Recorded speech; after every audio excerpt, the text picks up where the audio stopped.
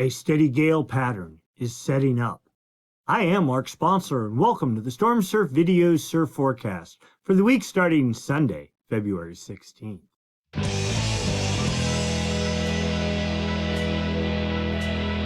Stormsurf, waves, weather, buoys, altimetry, snow, temperatures, El Nino, weather analysis, essential data for outdoor people, all the time. No hype.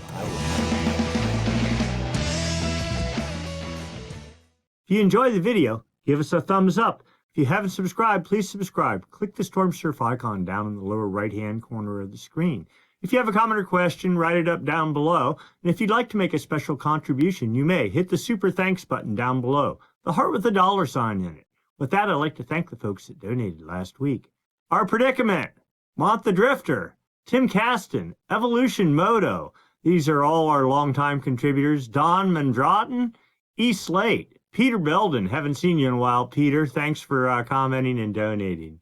B. Nadine, Coach Nate, Rona E. Spears. And this is actually a birthday present for her husband, Chris Pollock. So thanks so much. Bob Hart, and of course, Jake Marlowe. And with that, let's get to work. But right before we get started, I'd like to take a second just to thank everyone for your comments and well wishes. I was definitely under the weather last week. Turns out it was a case of the flu, flu type A. So good news is I got some drugs. I'm over that now, feeling much better and ready to get back to work and in the water. All right, so we're going to start by looking at significant wave heights for the entire planet. Starting in the North Pacific, we see we have a gale with 24, almost 25-foot seas. This is part of a broader pattern of steady, not huge gales, but steady gales producing surf. You also see remnants of a gale off the Pacific Northwest here with about 22, 23-foot seas aimed off to the east. In the South Pacific, yes, there's actually a gale down there with 25-foot seas aimed off to the northeast. North Atlantic, though, is really where the action is, and you'll see that as we get into the Hindcast and the forecast.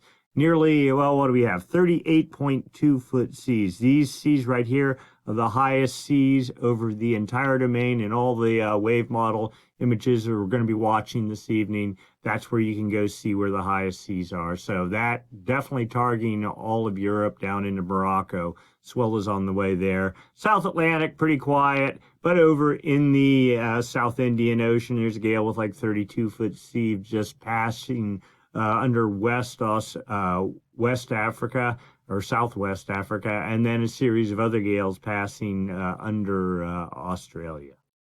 Well, let's start by looking at current conditions. We're going to take a look at the buoys up and down the coast, starting up off the Pacific Northwest. Grays Harbor buoy number 036 off of the Columbia River there. We're looking at all the energy that's hitting this buoy all the way down from like 5-second period, just pure wind chop, unrideable surf, whole way up to 33.3-second period, super energetic swell energy, which there is none. And you can see in each of the period bands, we have measured the amount of energy and converted that into feet. So you can pretty plainly see where the peaks of the swells are. A bit of energy here at 10.5 seconds, another little peak of energy at 9 or 8 seconds, basically all of it kind of wind swell.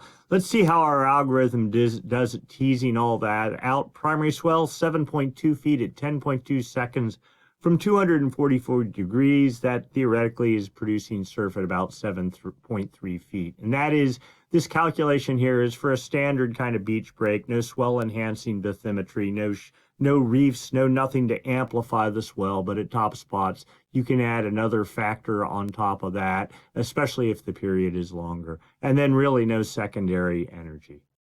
Then we go down to Northern California, the Point Reyes buoy number 029 there, just north of the Golden Gate Bridge, off of course, Point Reyes. You see a similar sort of profile, but there is a bit of energy. 20 seconds, a bit of energy in the 14, 15-second period range, and then the standard wind swell in the mix.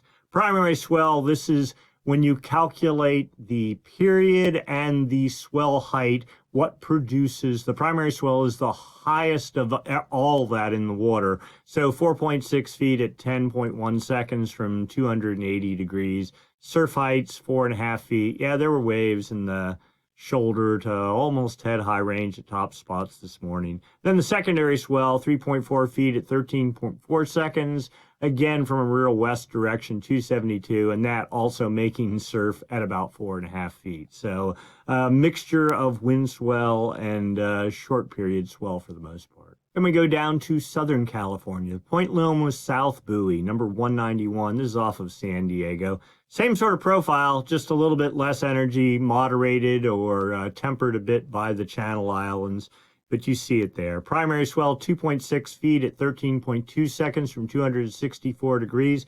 That surf height's at about 3.5 feet.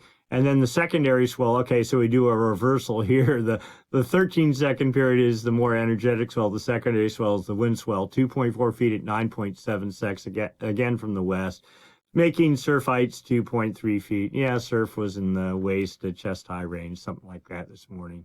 Then we quickly head over to the north shore of Oahu. Now a little bit more defined swell pattern here with most energy in the 12 to 13 second period range. Primary swell, 5.1 feet, 13 seconds from 334 degrees, making surf at 6.6 feet. Yeah, it was, 2 feet overhead, 1 to 2 feet overhead. Best I could tell, the normal kind of standard break this morning there. Secondary swell, 2.8 feet, 9.5 seconds from 300 degrees, and that's just background energy in the mix there. All right, so what's been going on for the past week? So what we're going to do is take a look at the Hindcast. This is the 0-hour Hindcast. This is the, what was the best, most true run of the model every day from a week ago, starting Sunday, the 9th of February, when we made the last video. Yeah, there was a gale pushing over the date line with 31-foot seas. That faded out, and then things kind of died after that. There was a gale that developed on Thursday off of San Francisco with 30-foot seas. That swell, pretty raw and jumbled, also mixed with the swell that you saw out here, and that was the swell that's kind of fading in California even on Sunday. Now, another gale developed on Friday. I mean, there's a lot going on here. I'm going to try not to get too far down in the weeds, but 36-foot seas. This was on Friday, the 14th of February.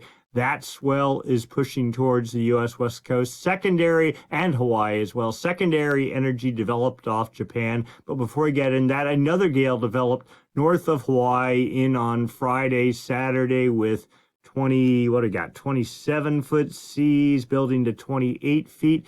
This swell poised to push into the U.S. West Coast as we get into Monday. Here's the secondary energy that developed 28-foot seas. It sort of faded while pushing to the date line. It's what's coming that's even more interesting, but you get the sense of local swell, further away, two swells, both targeting Hawaii, then the U.S. West Coast. A bit of surf is forecast. Then we go to the southern hemi. Now, of course, it's not the time of year for looking at the southern hemi, but there was a gale that formed 30-some-foot seas, but all pushing off to the south. The ice thing, we've been talking about that in the forum. Something's going on with the models, and it's nothing on my end. It's something at NOAA, because this thing jumped way to the north at one point this week. We'll see if it even shows up here in the models. And then it starts clearing itself out. But of interest here, there was a gale that developed. We'll start right there. Thursday, the 13th of February, with 26-foot seas building to 29 feet on Thursday night, holding at about 29 feet, and then started fading as we got into the day on Friday. Swell from that system is pushing north. I mean, we're talking tiny, minimal swell, probably for Southern California only, if even noticeable there, given everything else that's forecast going on. Another gale developed Sunday. That is today, but again, seas, what is that, 26 feet? I don't know if you're really going to see much of anything from that.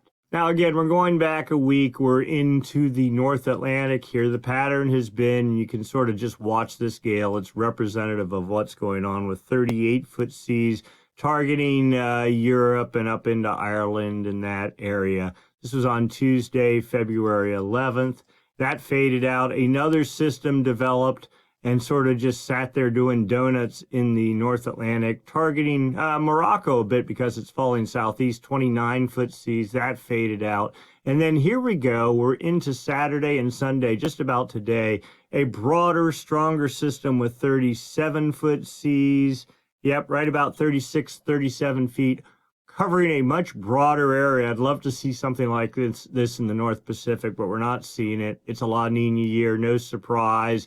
Typically, that favors the North Atlantic when we get into these La Nina patterns, and that's exactly what's going on. It's finally starting to really show in earnest now.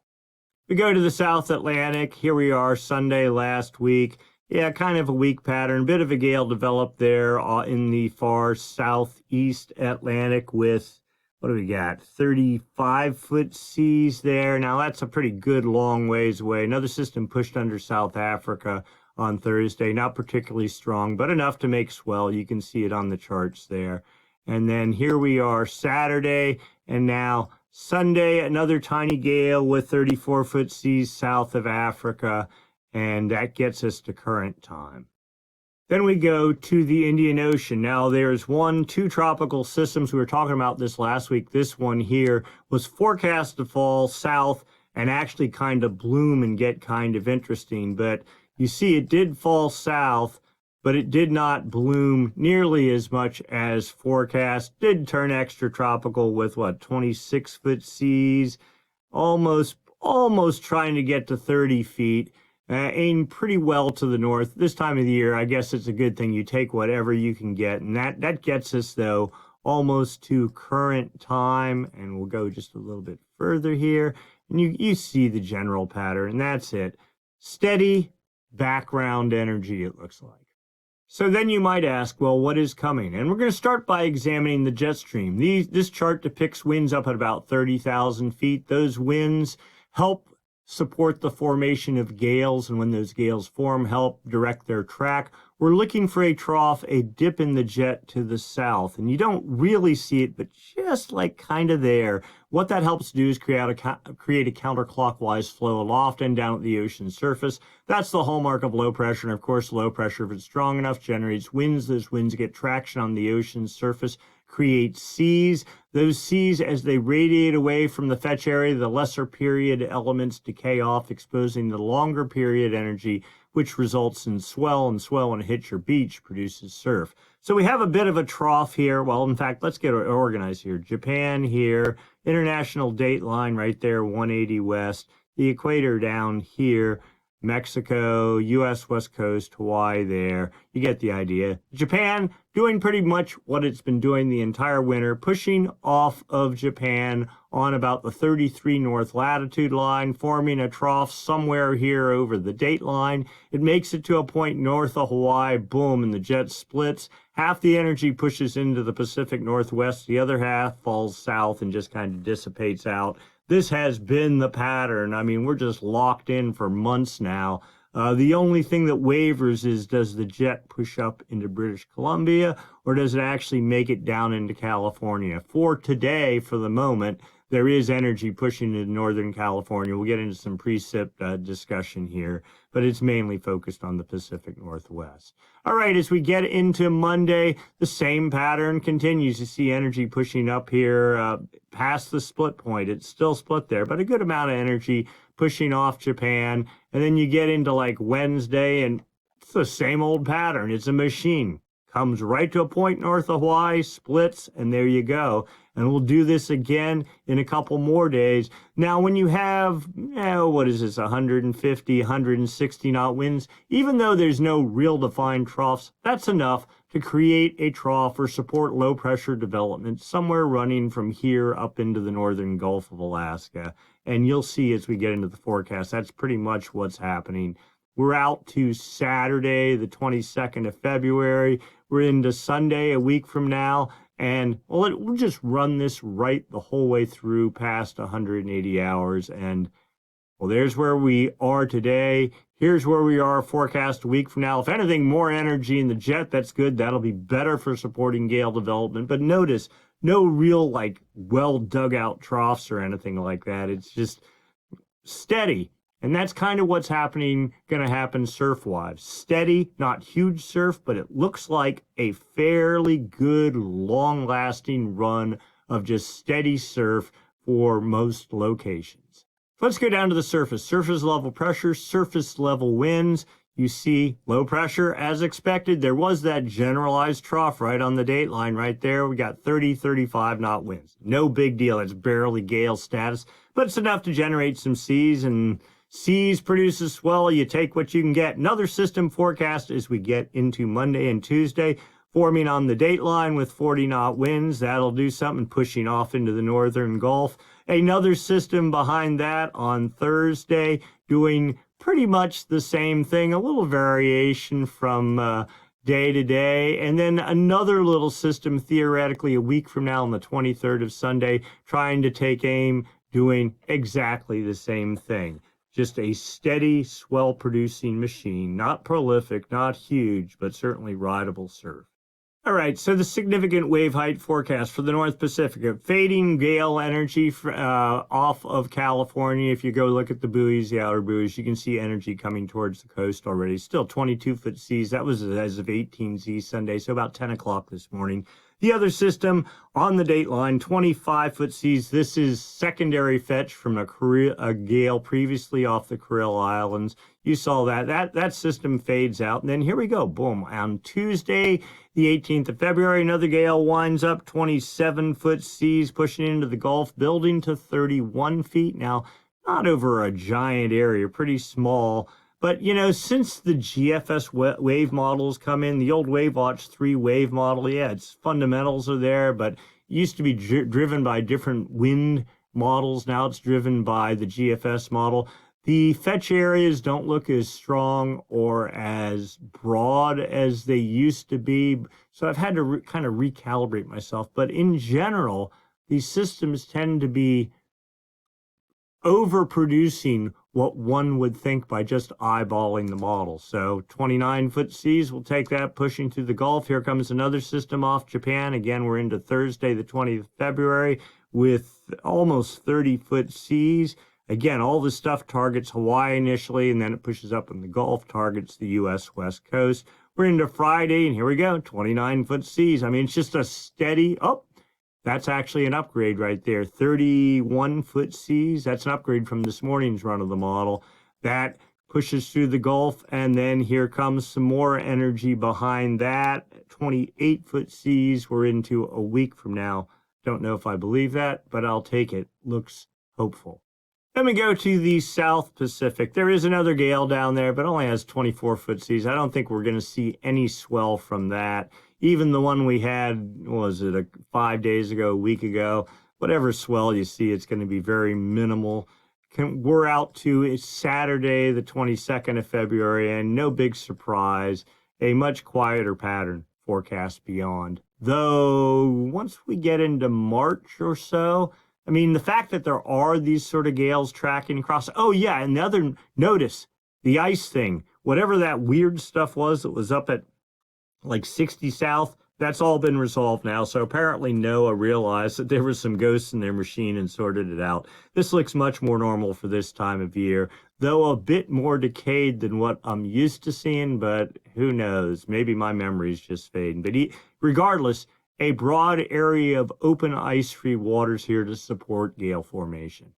Going to the North Atlantic, broad gale, you see it here, 38-foot seas targeting Europe down into Morocco, that area. Another one forecast off the U.S. West Coast. I mean, it's supposed to be like 50-knot sustained winds pushing off the U.S. West Coast on Tuesday into Wednesday. They get you 40-foot seas. That whole thing, again, just the machine doing the same thing, tracking off the U.S. East Coast and then up into the Northeast Pacific, generating more swell. You literally see the swell front right there. And then we're into Friday. Here comes another system with 45-foot seas, continuing, pushing well across, almost traversing. Let's see if it makes it the whole, yep, it does, the whole way across the North Atlantic, still with 33-foot seas, and then fading out a week from now. So steady swell production, not only for the North Pacific,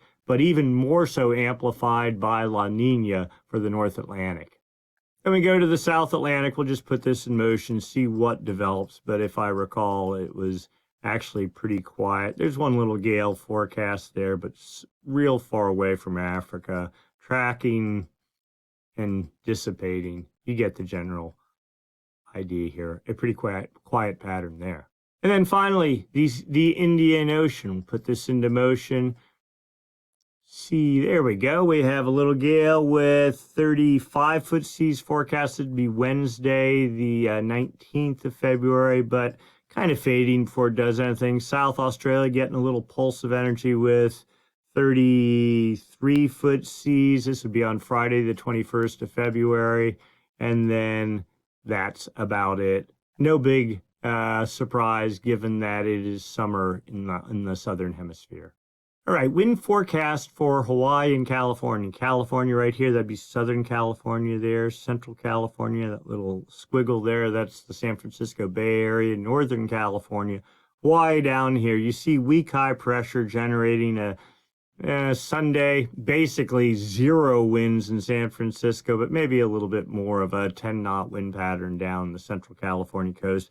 Hawaii, light winds southeast at 10, 15 knots. Let's get into Monday. Here's where things start not even really getting interesting. Again, general weak high pressure, northwest winds 10, 15 knots for California.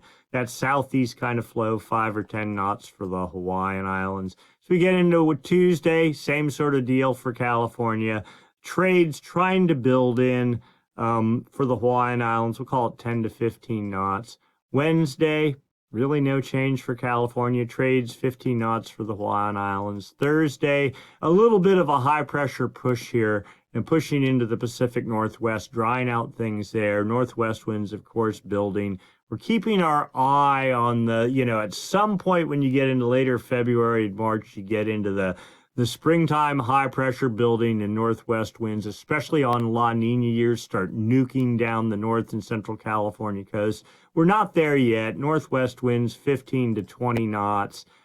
Trades 10 to 15 knots for the Hawaiian Islands. Friday, the high pressure wind kind of backs off. It's probably almost going to be northeast winds for North and Central California with a bit of swell on the way. You can see yet more fetch out here. Not a bad setup. Hawaii trades 10, 15 knots, same old thing. Saturday, winds die even more for California. Trades light for the Hawaiian Islands. At some point that north wind and cold upwelling's coming, but so far, not this week. Same deal as we get into next weekend for both Hawaii and California. So all in all, not a bad pattern coming for the coming week. Rainfall and snow relative to California. Again, California right in here. There's Monterey Bay, San Francisco there. Rain over Northern California here on Sunday. Maybe a dusting of snow for Tahoe, but certainly not a prolific snow event of any kind or rainfall event. So get into Monday, rain isolated to Cape Mendocino, nothing. Then as we get into Wednesday, a little system pushes in over Northern California. You see the front make it right down to about San Francisco or Santa Cruz, if you will, and maybe a dusting of snow for Tahoe, probably no further south, maybe down to Kirkwood, something like that. And then that clears out. You see high pressure taking over, and we can just blast through the rest of the model here because the whole focus is now going to be from, we'll say, the California-Oregon border northward for at this distance a week out, but really past that, I looked out at even going 2 weeks. That seems to be the focus. High and dry for California now. Doing a quick look at the snow forecast for Palisades, Tahoe, formerly Squaw Valley. This is maybe 4 or 5 inches of snow this on Wednesday, and plus maybe a half an inch or an inch today. So not a big snow event. Looking at snow levels, now this data is old. NOAA must be having problems with some of their servers or whatever, but you still get the general idea. This is the base of Palisades, Tahoe, 6,200 feet. This is the summit up at about 9,000 feet. Gray is sleet. Red would be rain if there's precipitation. The white-gray intersection is the 32-degree freeze line, and blue is 28 degrees or less. So you see, and today is what, the 16th, so right in here, you see a steadily warming trend for the Tahoe area, but not that it really matters a whole lot because there's not a whole lot of precipitation coming. So bluebird spring skiing conditions other than Wednesday. All right, so the surf forecast. We're going to start up Columbia River off of near the Portland area. I mean, you can see it here, just steady. Okay, swell building on Monday to 15 feet, falling off Tuesday, Wednesday back up to 15 feet, falling on Thursday, Friday building to 12 feet, Saturday 16 feet, and then down to about 7 feet on Sunday. Winds a bit of an issue, yes, 40 knot onshore southwest winds there on Wednesday, and another burst of south winds on Sunday at 30 knots, but other than that, not too bad.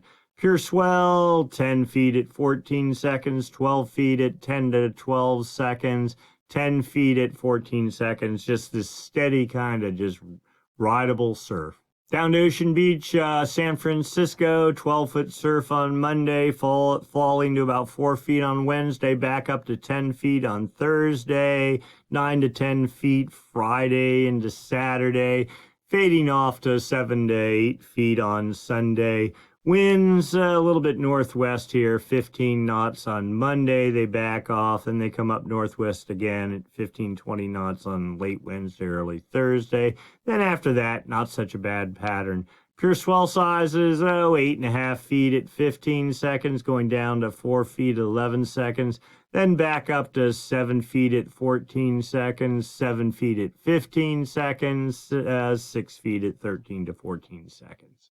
San Diego, basically the same pattern, just about 50% of the size. Surf heights in the 3-foot range, 3.5 feet as we get into Wednesday, fading off into the 2 to 3 foot range.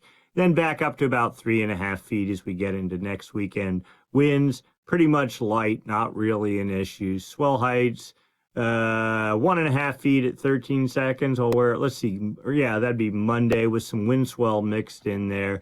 Then 2.5 feet at 13 seconds, more wind swell, 2.5 feet at 14 seconds, 2.2 feet, 15 seconds. You get the idea. North shore of Oahu, much closer to the action, nothing blocking the swell. Surf heights, once you get through Monday, 10 feet, 10 feet, 8 feet, down to about 4 feet on Saturday, and then back up to 10 and 11 feet. Trades, you can pretty much just look at the arrow, the direction of the arrows here, pretty much trades the entire time.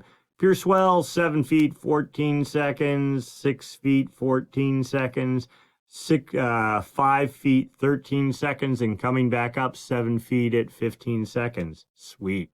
Then just a random location along the central Irish coast. Notice the scale has changed. 25-foot surf. This is on like Tuesday morning. Down to 13 feet, up to 25 feet on Thursday, Friday 30 feet, going down to 15 feet, and then up to 51 feet on Sunday, theoretically, if you believe the forecast. But then also look at the winds here. Well, here we go. Southeast at 30 knots. Maybe that's not such a bad thing. South at 35 knots. Yeah, you'd have to know your breaks, and then south at 40 plus knots as we get into the weekend. Plenty of opportunities for surf if you know where to hide from the wind. 14 feet at 17 seconds, that's pretty solid. Pure swell, fading to 6 feet at 13 seconds, and back to 20 feet at 13 seconds, 20 feet at 15 seconds, building to 30 feet at 16 to 17 seconds. Wow. Quite an impressive swell pattern. Then down to central Portugal, a little bit further away from the action, but still, and this doesn't include swell enhancing bathymetry or any of the crazy A-frame stuff that happens there, but you get the general idea. 23, 25-foot surf. That'd be on Tuesday, fading to the 11-foot range on Thursday, back up to 25 feet on Friday, and then coming back up again on Monday, theoretically. Winds south 20 knots, then turning north, so that's a bit kind of a bummer there. Again, south winds in the turning northwest on Friday, and then light winds as we get further out here. Let's take a look at swell heights. 13 feet at 16 seconds, 13.5 feet at 16 seconds, down to 9 at 13, back up to 15 at 17 seconds, and then 12 feet at 18 seconds. Plenty of opportunity and plenty of swell. All right, let's go take a look long term. We're going to examine the two major weather oscillations that affect swell production and weather production long term. The MJO, the Madden-Julian Oscillation, and ENSO, the El Nino Southern Oscillation. We're going to start by discussing the MJO, the Madden-Julian Oscillation. There are two phases, the active phase and the inactive phase. The MJO moves from west to east around the planet. There we go. West-east, active phase on one side of the planet, inactive phase on the other. The active phase is our friend. It is effectively a low-pressure system. It takes, when it starts moving over the Pacific, it takes about 4 to 6 weeks to make from the West Pacific to the East Pacific. But because it's a low-pressure system, it takes warm, moist air down at the ocean surface on the equator, lifts it up into the atmosphere. That gets caught by the jet stream, energizing the jet stream, sort of like where we're at right now. And a stronger jet stream is more capable of supporting gales and swell production and weather production. The inactive phase, when it starts moving over the Pacific, does the exact opposite. It is like a high-pressure system, cuts off the flow of warm, moist air aloft. Instead, what you end up with is a split jet stream and high pressure on average, building stronger over the Pacific, not supporting gale production. But interestingly enough, even this year, during La Nina, even during the inactive phases of the MJO, the jet has pretty much continued to do this thing, just like what you saw in the forecast charts. I think a lot of that is because there is a perpetual low-pressure bias or low-pressure system hanging over the maritime continent. It's sort of like where, when you're in this Modoki La Nina pattern, yes, there is high pressure over the Pacific near the date line, but there's also this weaker low pressure system over the maritime continent. I think that's feeding the jet stream, and that's what's giving us maybe not epic surf, but steady and continuous surf. All right, so we're looking for signs of the active phase of the MJO here in data from the TAO buoy array, a series of buoys strung across the equator. This is the West Pacific here, East Pacific here, 0 is the equator. This is the date line here. So this is just over the Pacific. There are wind sensors on those buoys. You can look at the relative 5-day average wind speed just by the length of the arrow, and this shows trades out of the east, just kind of moderate, putting along. Over the Central Pacific, sort of the same deal. Same thing over the West Pacific. But it's not the actual wind speeds that matters. The MJO, what it does is oscillates or throttles the winds relative to normal for this time of year. So you look here in the East Pacific, and there's no east-west component of the wind. It's like a north-south thing. So this just says trades are pretty much dead normal. Same thing over the Central Pacific and over the West Pacific. Well, just a little bit stronger out of the east than normal. Trade's just a little bit stronger. So what that's saying is, yeah, we maybe are in La Nina, and I don't know what phase of the MJO we're in looking at this, but it doesn't seem to be doing anything one way or the other. Kind of just a normal, if I could say it, status of trade winds across the Equatorial Pacific. Let's dig deeper. Here's the forecast and a hindcast for 850 millibar zonal wind anomalies over the entire planet. All I care about, though, really, is the Pacific. So 180, you can barely see it there. That's the international date line right there. Far West Pacific starts about 125 east, so right there. Okay, so the blues, the purples, stronger than normal easterly anomalies.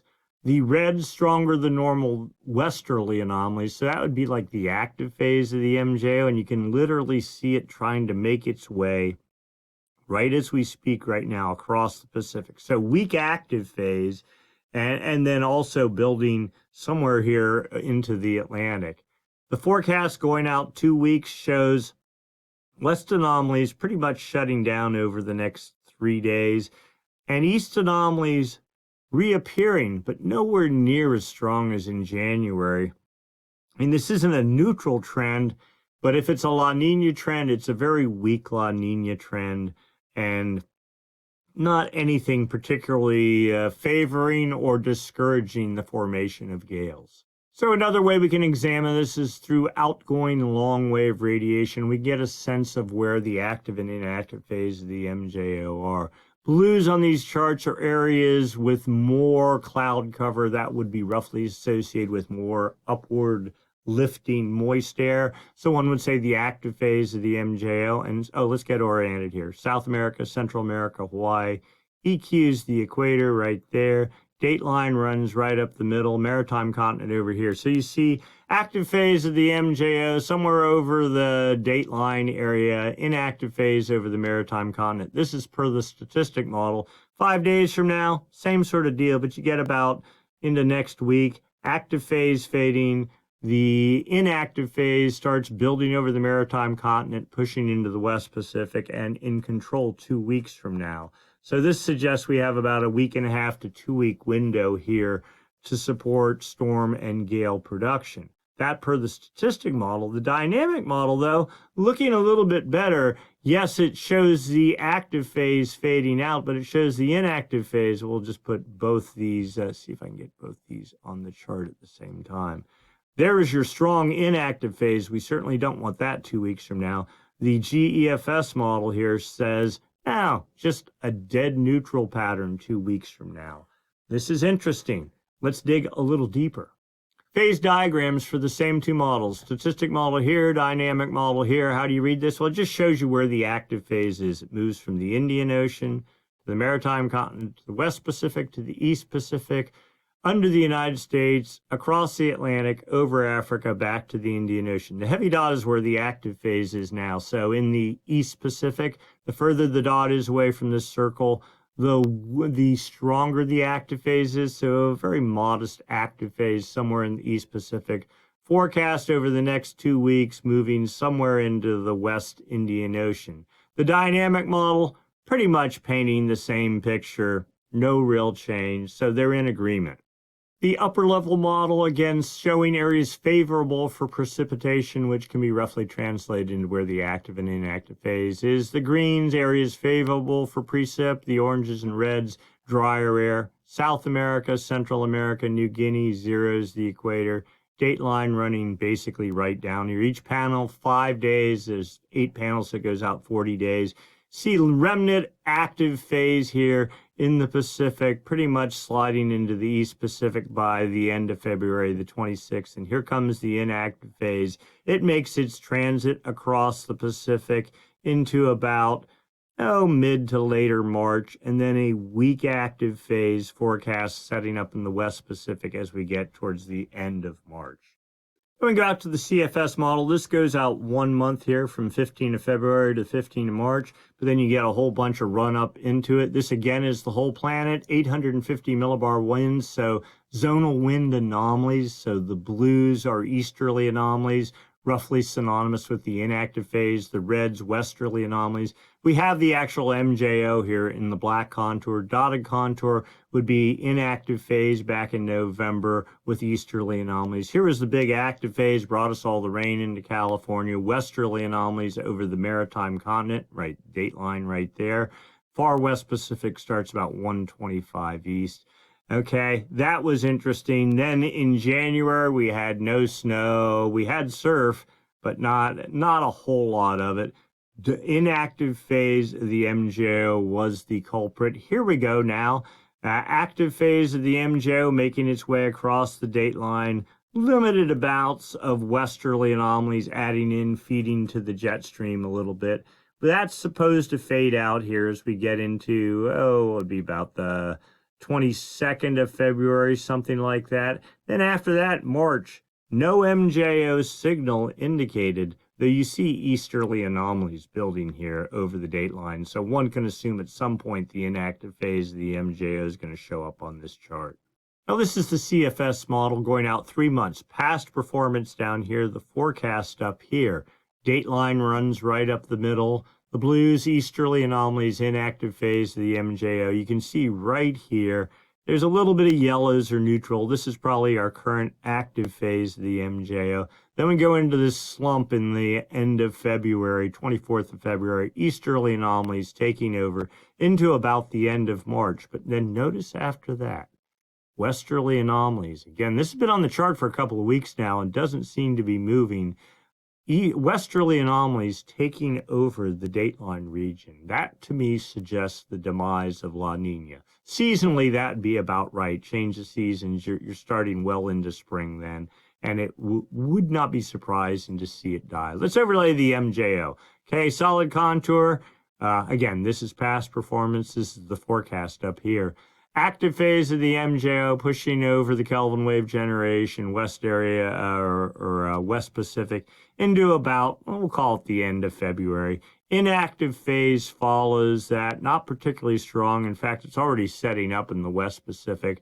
Going to go into about the 20th of March, and then it fades out. The active phase comes again, pretty weak, but notice westerly anomalies taking over. And after that, even with a weak inactive phase of the MJO, westerly anomalies in control. Why would that be? Let's go over and look at the low pass filter. This is sort of seasonal or even more than seasonal. This is your El Nino, La Nina indicator, if you will.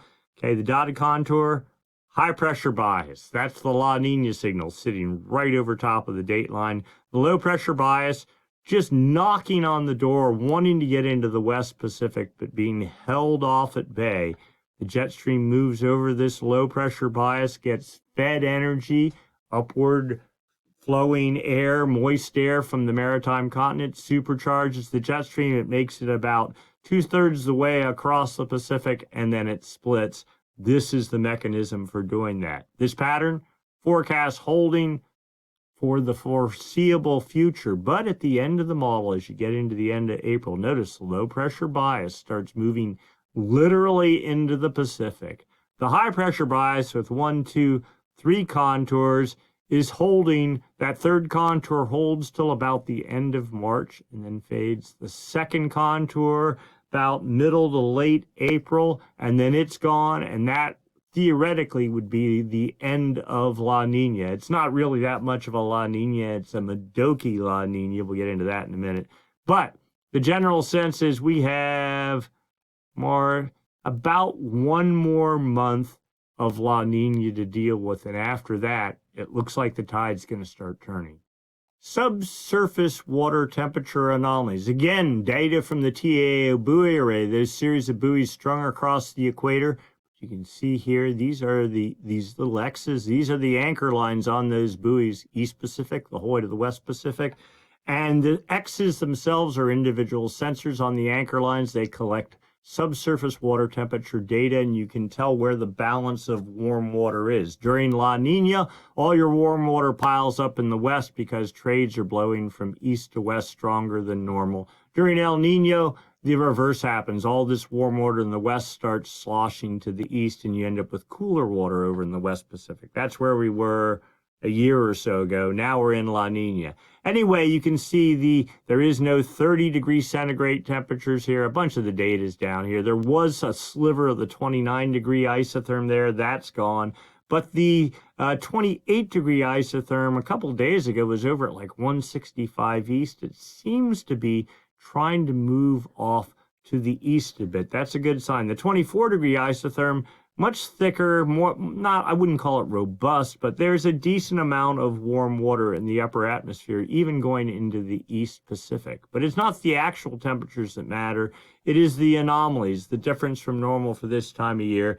You see a building warm pool here in the West Pacific, but there is sort of a pathway for cold water to migrate off this way, if there was any. There's not. And in fact, if anything, the cool pool here, which was much warmer a week, 2 weeks, was much broader, cooler 2 to 3 weeks ago, is actually shrinking in coverage, at least according to this. And you still have this perpetual kind of warm pool lingering in the far East Pacific. Modoki, La Nina, cool water in the central of the Pacific with warm water in the east and the west. That's what this sort of hints at. Here's another version of that chart, but this also has some satellite data incorporated in it, but it's basically painting the same picture. It shows warm water the whole way up to the surface here, so there really is no path for cool water to migrate east. That's good news. The cool pool, though, looks a little bit bigger, but even in this image, if you follow it, it is not as dense, not as strong, not as intense as it has been the past couple of weeks, suggesting maybe the cool pool is fading and little slivers of warm water up at the surface. All right, this is, let's see if we can do this, sea level anomalies here.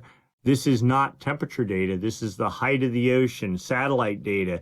If you strip out the wave heights, the wind waves, and the tides, is the sphere of the ocean higher or lower than normal? Why does that matter? If you have cold water at depth, cold water contracts, you'll get a divot on the ocean surface. Likewise, if you have warm water at depth, it will expand and displace water above it up. So let's get Oregon here. Peru, or Chile, Peru, right there, that's the equator. There's the date line there. So this would be Ecuador, that's the Galapagos, Central America there, and New Guinea there. It's only 5 degrees, 10 degrees, 10 degrees, 5 degrees north and south of the equator that we're interested in. So we have almost neutral temperatures here off of Ecuador, or neutral heights, which would infer neutral temperatures, but we have -5 centimeter anomalies by the Galapagos, and then you get out here to a point, well, there's Hawaii, south of Hawaii.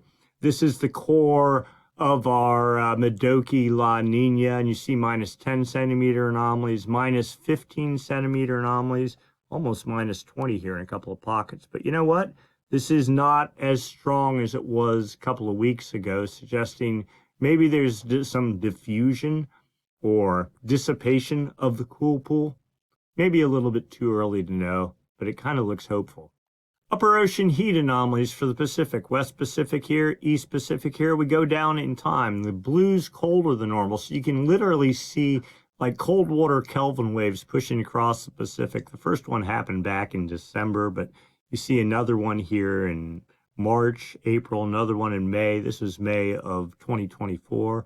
Another one here, August, another one, September. Here's our latest big cool push. But notice it is getting cooler and actually, or getting weaker, warmer, and actually maybe much more so just with the latest update here this week. Still covering a broad area, but let's see, 1, 2, 3, 4, 5, and there was one other. So this is the 6th push. And I'm beginning to guess, looking at the charts and the forecast for the MJO, this is probably the last cool push of this La Nina. And after that, things are going to mellow out. Let's keep digging. This is getting interesting. Sea surface temperature anomalies. Difference from normal for this time of year. South America, Central America, Hawaii, Australia, New Guinea. The equator right there, that's all that matters. It's this tiny little area, 5 degrees north and south of the equator in the Pacific, that drives the jet stream, drives basically the weather engine over the entire planet. Drives the jet stream, right? And the jet stream isn't isolated to one ocean. It pushes the whole way across or all the way around the planet. All right, so anyway, here is your Modoki La Nina cool pool, centered pretty much south of Hawaii, warm water in the east, warm water in the west. From the reports I've been getting from the folks that live here in Ecuador, they're getting rainfall. Things are doing okay. That's good news. It was a bit worrisome there. Yes, for sure, La Nina is affecting California. I mean, we're at, I don't know, 60 or 65% of normal rainfall up here in Northern California and down in Southern California for the entire year. And Southern California, I think, is at 15%, roughly speaking. So La Nina in control. We're just trying to make the best of a bad situation, but it's not that horrible of a situation. Normally, La Nina, this cool pool would be centered right here. It'd be this big triangle right off here. That's nothing, to really get too concerned with. And I'm really watching now the periphery and the edges here to see if this stuff will start fading out at some point. Sea surface temperature trend just for the past 7 days. Which way are we going? Well, there's South America. This would be Peru. You see a lot of warm water building there. But just the past day, a little pocket of cooling there, a little pocket there, a little pocket there. But in general, looking over the Equatorial Pacific, If anything, it looks like it's getting warmer, not cooler, again suggesting that maybe this Modoki La Nina has come to the end of its road. Sea surface temperature trend in the Nino 1.2 area. This is right there along the Galapagos and Ecuador. We've been on a long run up where temperatures are warming. You saw it in the previous chart. Today's value, 544 thousandths of a degree above normal. Normal from a La Nina El Nino perspective is half a degree above to half a degree below.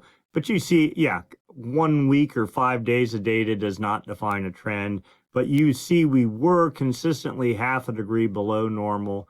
Now we've kind of bumped up and we're well above normal. Let's see if we can kind of at least hang above the zero line for the next couple of weeks. That would be a good teller of what's to come. Likewise, we go out to the official El Nino monitoring region, the Nino 3.4 region here, where temperatures have, these are not, corrected data. This is really raw data. Again, if you're in plus half a degree to minus half a degree, that's considered normal. Half a degree to 1 degree below normal is considered weak La Nina. 1 to 1.5 degree would be moderate or modest or medium La Nina. Today's value, 794 thousandths of a degree below normal, so 3/4 of a degree below normal. We've been in the somewhere to weak to moderate La Nina territory, but now heading more back towards the weak category. That's consistent with all the other data we're seeing as well. This is corrected sea surface temperature for all the Nino regions. This is the Nino 3.4, the official one. As of February 5th, it's weekly data. 0.6 of a degree below normal. That's about as weak a La Nina as you can get. You can see we were down at -8, minus 0.8, minus 0.9, but really, we weren't even in a La Nina, even a weak La Nina until mid-December. And that whole time, basically in the weak category. So the subsurface ocean says we're in La Nina. The ocean's surface says we're in Modoki La Nina. What does the atmosphere think is going on? I mean, I think you all kind of have a pretty good sense of what's going on just based on the swell pattern this year and the rain pattern in California. It's not particular rocket science, but it does take a persistent view on what is happening to get a sense of what the trend is, right? All right, so we look at another indicator here is the average surface pressure in the Pacific. In this case, we use this, it's called the Southern Oscillation Index. Difference in pressure between Darwin, Australia in the Indian Ocean, Tahiti in the Pacific Ocean. When pressure is lower in the Pacific, the index goes negative. Oh, we're deeply negative, minus 0.58. So basically dead neutral. But we've been negative a couple of days now. But you look back, we've been steadily positive here for the past month, suggestive of a La Nina pattern. All right, but then we can go 30 days out, sort of average out. Well, today's value, 12.92, that's positive. And where have we been? Well, we were going negative or barely neutral to positive. So this sort of suggests this is like your inactive phase, active phase monitor, because the MJO oscillates at like 30-day intervals, so no wonder this thing swings, suggesting we're in the inactive phase of the MJO. I mean, we're actually starting to move we're about middle of the current active phase, but the index lags by about 15 days. So you get the sense here. So then you go to the 90-day average, which lags at least 45 days, if not more. It says the value is 8.76. Where were we a month ago? 5.65. Yeah, I mean, this is like in the weak La Nina category. Once you get to about 10 or so, then you're definitely in La Nina. But seeing how it's mid-February, the odds of us getting to 10 or 12 or 15, pretty much non-existent just by eyeballing this. Here's the 30-day running SOI graphed out. The Bureau of Meteorology says neutral is +7 to -7. All right, but anyway, here's January 2024 when we were supposedly in El Nino, and we had a spike down, a spike up, but pretty much we were dead average if you just draw a trend line through this. Now you could see the trend line in your mind's eye slowly working its way up. We're up in positive territory, but you can see the downward spikes are the active phase of the MJO, the upward spikes, the inactive phase. So we're in the inactive phase, moving towards active phase. And if anything, we're right on the hairy edge of being in La Nina. But again, I think the fundamentals of this Modoki La Nina are falling apart, and this maybe is as close to La Nina as we're ever going to get. And if you look at the charts, hey, there's surf on the way. So how bad could it be?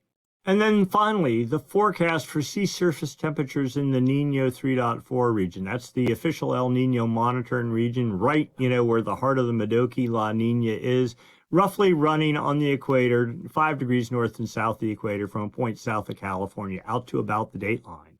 All right, so that would be mid-January. You see, we were neutral, half a degree below normal is the start. We didn't even get into La Nina in any meaningful way until mid-December into mid-January. Here we are mid-February. This is actual data, and it says, no, we're on the low end of neutral, or if you want to call it a very weak La Nina.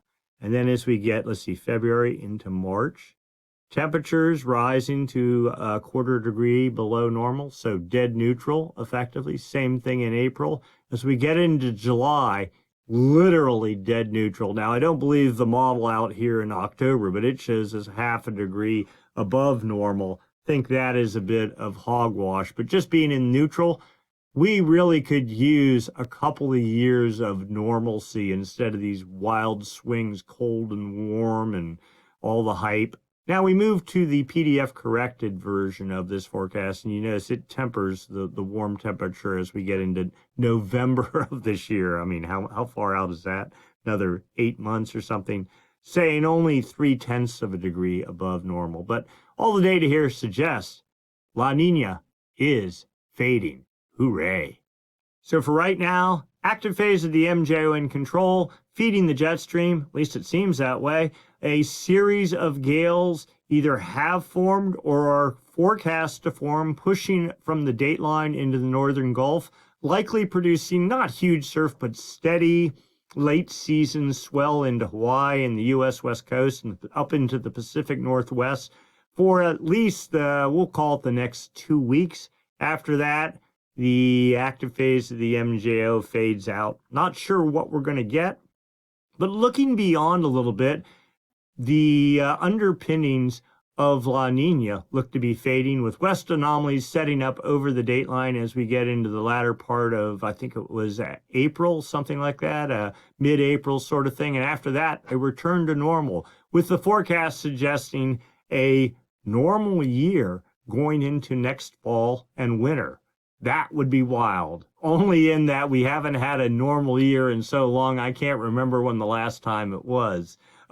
In terms of rainfall for California, yeah, things pretty dry here for the next couple of weeks.